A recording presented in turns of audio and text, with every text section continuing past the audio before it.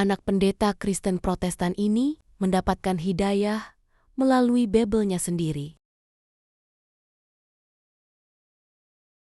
Itu terbelakang dari agama Kristen Protestan. Jadi keluarga saya itu basicnya Protestan yang taat banget. Papa sama mama saya itu sekolah Alkitab. Mereka papa saya pendeta, opa saya juga pendeta. Dan saya juga termasuk Kristen yang taat dulu tuh. Jadi basicnya sih yang dari keluarga Kristen Protestan kayak gitu.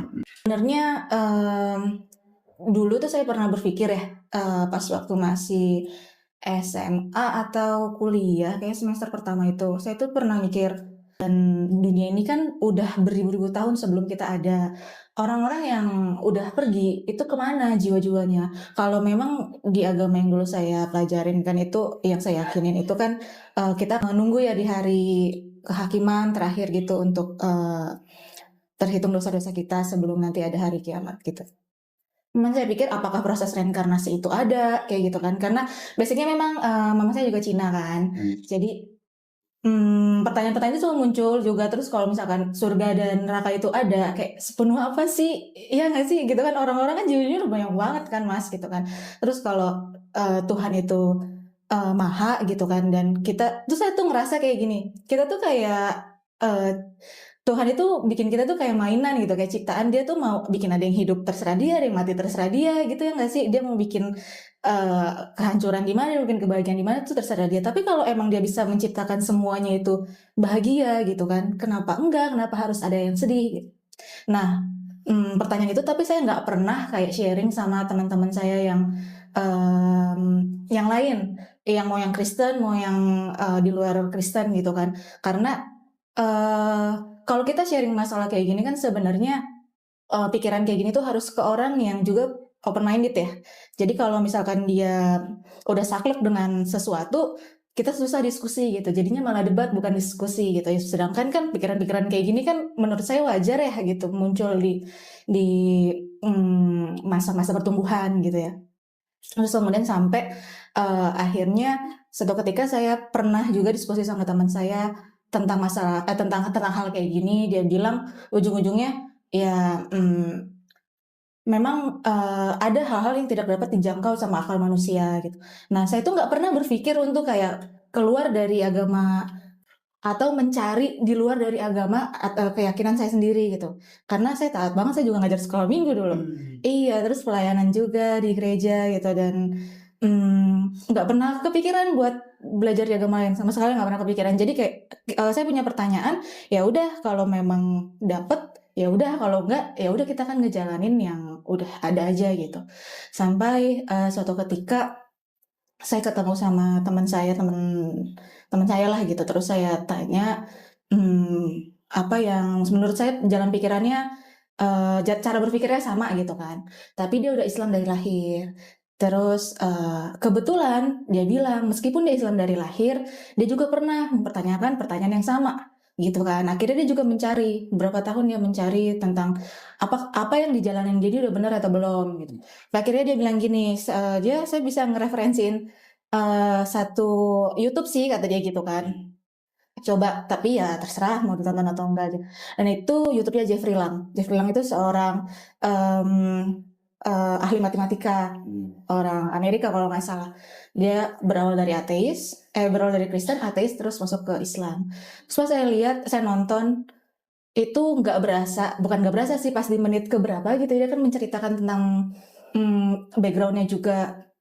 Terus dia membahas pertanyaan-pertanyaan yang ada di pikiran dia, dan itu sama persis dengan apa yang saya pikirkan, yang saya tanyakan. Itu judulnya The Purpose of Life. Jadi begitu dia sebutkan ayat Al-Baqarah gitu, saya dengan spontan itu mendownload My Quran di handphone. Nah, kalau aplikasi Quran kan sebenarnya banyak ya di Play Store gitu kan, atau di store di handphone kita.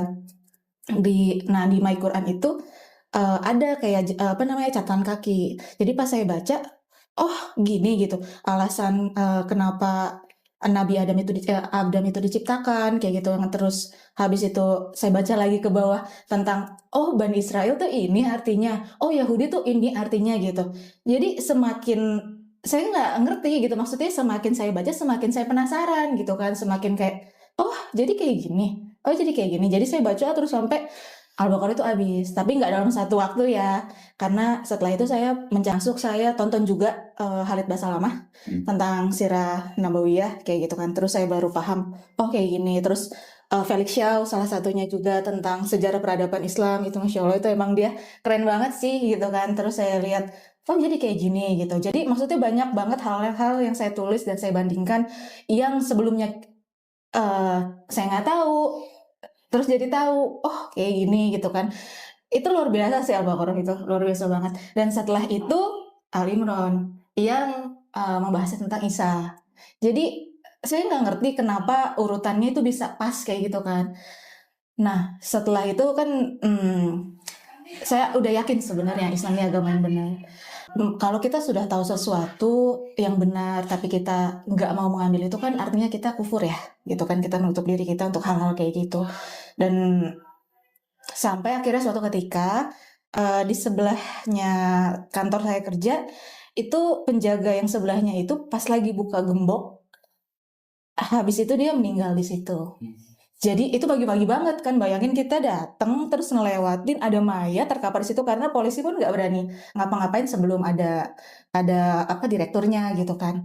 Di situ saya baru ngeh gitu, maksudnya kayak seolah-olah disentil gitu ya kan Mas, kayak kamu udah tahu nih yang bener nih, tapi kan ajal kita nggak ada yang tahu kapan gitu kan. Kalau kamu maksudnya masih takut sama hal-hal dan konsekuensi yang akan dihadapin ke depannya atas pilihan ini, terus tiba-tiba ajal datang, tapi saya belum muslim, itu yang saya takutin. Wah, tiap malam saya nangis terus, saya bingung, saya harus kayak gimana gitu. Masa saya ujuk-ujuk datang ke masjid minta bimbingan, kan nggak mungkin ya gitu kan. Jadi saya nggak tahu tuh harus kayak gimana. Akhirnya saya cerita sama seorang teman saya, teman kuliah. Tapi ternyata dia juga nggak bisa ngasih arahan. Akhirnya saya cerita sama teman kantor saya gitu kan. Akhirnya dia bisa ngasih arahan. Saya ke Tebet, ke kantor sekretariat MC yang di Tebet. Ya di situ sih ya syahadatnya di situ. Jadi proses perjalanan sampai mualaf kayak gitu. Saya baca ulang Al-Baqarah itu, saya meyakinkan diri itu di ayat 48. Di situ yang dituliskan, takutlah kamu akan hari kiamat yang tidak ada satupun yang dapat menolong kamu, bahkan syafaat pun nggak bisa kan. Jadi intinya yang mempertanggungjawabkan diri kita ya kita sendiri gitu kan. Orang-orang terdekat kita pun nggak bisa gitu kan. Jadi ya udah, akhirnya saya pikir ya udah saya muslim dulu, masalah gimana nanti di belakangnya ya udah kita hadapin kayak gitu sih. Di dalam agama yang sebelumnya itu sudah tertulis bahwa akan ada nabi yang akan muncul daripada kaummu seperti itu. Sementara kita nggak tahu hal itu. Saya nggak tahu yang lain ya kayak gimana. Cuma saya nggak tahu. Dan yang biasanya memang yang kita pelajari itu kan adalah cinta kasih, bagaimana kita hidup seturut dengan firman Tuhan. Kristen itu kan juga sebutan, bukan yang dituliskan dari Tuhan gitu kan, untuk Kristen ini agamamu kan gitu, enggak. Sedangkan di Islam ada. Ya kayak gitu. Terus kemudian di Islam itu semua diatur dari mulai kita bangun sampai kita tidur lagi. Di sini sih saya ngelihatnya bahwa kita ini kan ciptaan ya. Ciptaan itu kan pasti punya aturan main kayak gitu. Aturan main yang benar-benar harus kayak gimana itu kan ada, dan jelas itu semua ada di Islam. Gitu sih. Tujuan Tuhan itu menciptain kita tuh ngapain gitu. Ujung-ujungnya kan semua kan mati kan. Semuanya pada hari kiamat tuh akan mati. Terus kita semua akan diangkat gitu. Mau ke surga atau ke neraka. Terus kan bumi selesai gitu kan. Terus ngapain gitu. Kayak ngapain kayak saya nggak ngerti tujuannya itu apa melakukan hal itu gitu kan. Kalau memang pengen semuanya nanti di akhir ada kayak gitu, kenapa nggak langsung diciptain aja di akhir kayak gitu kan. Itu pertama. Terus yang kedua, kenapa banyak perbedaan keyakinan. Terus di kita sendiri gitu ya, maksudnya di agama sebelumnya sendiri kan ada Katolik, ada Protestan. Meskipun dulu saya juga pernah sekolah di Katolik gitu kan, yang kita sama-sama tahu kan sebenarnya Tuhannya itu satu gitu, Tuhannya sama, cuman cara ibadahnya aja yang beda. Tapi kalau sejarah mengatakan kan Katolik duluan yang ada sebelum Protestan gitu kan. kenapa itu bisa berubah dan menjadi agama sendiri gitu, menjadi keyakinan sendiri yang kita itu sebagai follower gitu kan, kita ngikutin gitu. Saya pernah nanya juga sih sama keluarga gitu, maksudnya sama orang tua. Ya jawabannya itu sama aja, hanya bedanya cuman di tata cara ibadahnya aja kayak gitu. Menurut saya nggak bisa, kalau kita maksudnya gini, kalau kita memilih sesuatu untuk yang kita yakinin itu harusnya kita tahu kenapa kita milih itu. Kalau seandainya nih nenek saya itu dulu Katolik, otomatis saya juga Katolik, iya kan? Terus kenapa saya milih ini? Harusnya saya punya alasan yang jelas gitu. Kenapa saya meyakinkan yang saya jalanin ini benar? Kalau misalkan ini nggak benar, boleh dong. Berarti saya milih yang benar. Harusnya kayak gitu. Perbedaan antara Yahudi, ya jadi kan kayak Bani Israel itu kan ternyata nama lain dari Nabi Yakub ya. Terus dan keturunannya itu disebut Yahudi. Terus kemudian bedanya dengan Muslim seperti itu saya baru tahu karena jadi yang meyakini umat-umat yang meyakini hanya ada sampai di Nabi Musa itu kan disebutnya Yahudi. Terus kemudian yang meyakini hanya sampai Isa kan itu disebutnya Nasrani kayak gitu kalau nggak salah ya. Terus kemudian yang sampai di sini sampai di Nabi Muhammad itu yang Muslim gitu. Jadi hal-hal yang seperti ini saya juga mencari tahu kenapa gitu. Kenapa mereka tuh melakukan hal-hal ini? Ternyata kan banyak penyimpangan-penyimpangan yang terjadi. Terus kemudian dari yang sebelumnya saya juga menanyakan konsep Trinitas itu juga sama gitu kan. Mungkin beberapa yang pencariannya itu secara intelek gitu kan pasti mikirnya masuk akal atau enggak ya hal-hal kayak gini kayak gitu. Terus konsep dari 100% Tuhan dan 100% manusia itu seperti apa. Dan masih banyak sih yang saya membandingkan sampai akhirnya bisa yakin oh ini yang benar gitu. Saya membandingkan referensi, saya baca, terus saya nonton beberapa YouTube saya dari beberapa pendeta besar dan beberapa ustadz besar kayak gitu. Kalau mau disebutkan gak enak ya gitu kan. Jadi ya itu aja perbandingannya, yang ini ngomong ini tentang cerita begini-begini, yang satu lagi ngomong kayak gitu. Oke, kita bandingkan di literaturnya gitu kan. Seperti apa, dan ternyata yang benar yang Islam gitu. Jadi Allah itu udah merencanakan untuk menjadikan Adam itu khalifah di bumi. Itu. Sementara yang sebelumnya kita di Perjanjian 1 ayat 1 itu tulisannya pada mulanya Allah menciptakan langit dan bumi. Jadi nggak ada alasan kenapa diciptakan, tapi hanya langsung gitu. Dan itu langsung sampai hari ke-6 penciptaan manusia selesai, hari ke-7 istirahat. Dan sementara di Quran itu dijelasin. Jadi memang Allah itu sengaja menciptakan khalifah di bumi gitu kan. Terus kemudian malaikat itu juga bertanya kepada Allah kayak gitu kan, kenapa engkau menciptakan pertumpah darahan sementara dia bisa menciptakan langsung kebahagiaan. Itu udah semua pertanyaan yang saya pikirkan kayak gitu. Dan sebenarnya kan ada unsur sebab akibat. Kenapa sesuatu itu terjadi kan harusnya ada sebabnya. Tapi yang di sebelumnya nggak ada, langsung kayak kesimpulan gitu, langsung terjadi ini. Sementara Allah itu menciptakan bumi itu nggak dalam waktu sekejap gitu. Setelah selesai, terus kemudian dia ke langit menciptakan alam semesta yang lainnya gitu. Itu sih. Jadi menurut saya lebih masuk akal, terus kemudian lebih terarah juga. Masalah sejarah itu kan tercatat banyak, terus kemudian juga banyak hal-hal yang terjadi saat ini yang sudah tertulis. Memang sama-sama sih di keduanya itu kan sebenarnya mirip ya. Nama-nama nabi juga mirip, jalan cerita juga mirip begitu. Kalau untuk konsep Trinitas itu yang dipelajarin di sebelumnya itu kan ada Allah, Anak dan Roh Kudus itu menjadi satu kesatuan. Sebetulnya Allah itu, Tuhan itu menciptakan sosok Yesus ya untuk hadir di dunia itu kan untuk menebus dosa-dosa manusia, menyelamatkan jiwa-jiwa yang berdosa gitu. Nah, artinya mereka adalah satu kesatuan. Jadi Yesus itu adalah 100% manusia, 100% Allah. Dan ada wujud Roh Kudus itu yang menjadi spiritual dalam diri masing-masing setiap manusia. Cuman kalau kalau Yesus itu adalah Tuhan, seharusnya dia bisa menyelamatkan semuanya gitu, pertama. Terus kemudian dia nggak akan disalib menurut saya ya gitu kan, karena pas waktu dia mau disalib aja juga dia berdoa minta tolong ke Tuhan gitu kan, minta tolong untuk Allah, mengapa engkau meninggalkan aku gitu. Terus kemudian Konsep itu sih sebenarnya buat saya nggak masuk akal.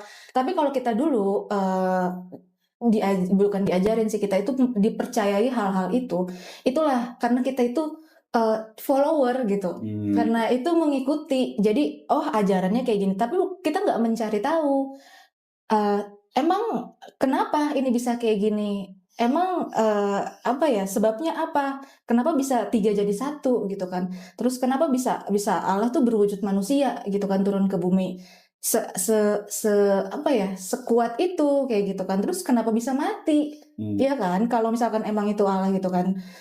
Ya hal-hal kayak gitu yang bikin saya berpikir juga, kenapa. Jadi, memang sebenarnya untuk, teman-teman sih sebenarnya apapun yang lagi dijalanin sekarang, mau itu Katolik, Kristen, agama yang lainnya, sebenarnya harusnya dipikirkan, apakah yang kita jalanin itu udah bener atau belum gitu, alasan-alasannya jelas kayak gitu. Kalau memang semuanya itu terbukti jelas dan teman-teman juga bisa meyakini itu hal yang benar, ya nggak apa-apa, tapi itu buat saya nggak masuk akal. Sementara kalau saya membandingkan dengan Islam, jadi mukjizat itu sebenarnya kan setiap nabi itu punya mukjizat-mukjizat masing-masing. Dan sementara di Isa ini, di Yesus ini, dia itu punya mukjizat untuk menyembuhkan, untuk banyak mukjizat-mukjizat yang lain yang membuat orang-orang tuh merasa kayak, wah ini Tuhan, kayak gitu.